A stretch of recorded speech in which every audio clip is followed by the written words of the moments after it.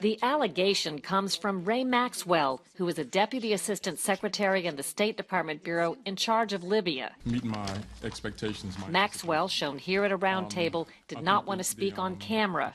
It was his office that turned over documents for the probe into the Benghazi terrorist attacks that killed 4 Americans, including Ambassador Chris Stevens. Speaking to me in Washington, Maxwell alleged that after documents were gathered and boxed for the Accountability Review Board, which first met October 4, 2012, there was an unusual weekend session in the basement at State Department headquarters in Washington. Maxwell says, quote, "I was not invited to that after-hours endeavor, but I heard about it and decided to check it out on a Sunday afternoon." When he arrived, he says an office director told him, "Ray, we are to go through these stacks and pull out anything that might put anybody in the front office or 7th floor in a bad light."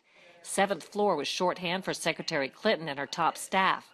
Maxwell says he asked, "Isn't that unethical?" And the officer replied, "Those are our orders."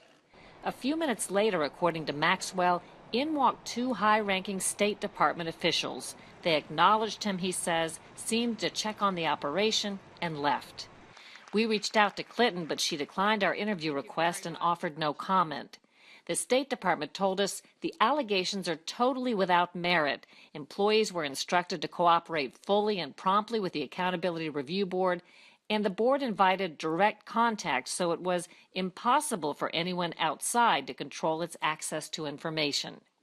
Maxwell was among 4 officials originally singled out for discipline, he says scapegoated, for security lapses in the attacks. All were later cleared, and Maxwell retired. He recently told several members of Congress, including Republican Jason Chaffetz, about the basement operation. There could be some people who are going to get a criminal referral. You cannot separate out documents and hide things from the Congress, hide things from the Accountability Review Board. Democrats have long called the Benghazi investigation a Republican obsession. 8 reviews have been conducted in the House and Senate, 25,000 documents released, millions of taxpayer dollars spent. Republicans insist there are unanswered questions. The House Benghazi Committee holds its first public hearing Wednesday amid the backdrop of the newest allegations. Investigating Washington, I'm Cheryl Atkinson reporting.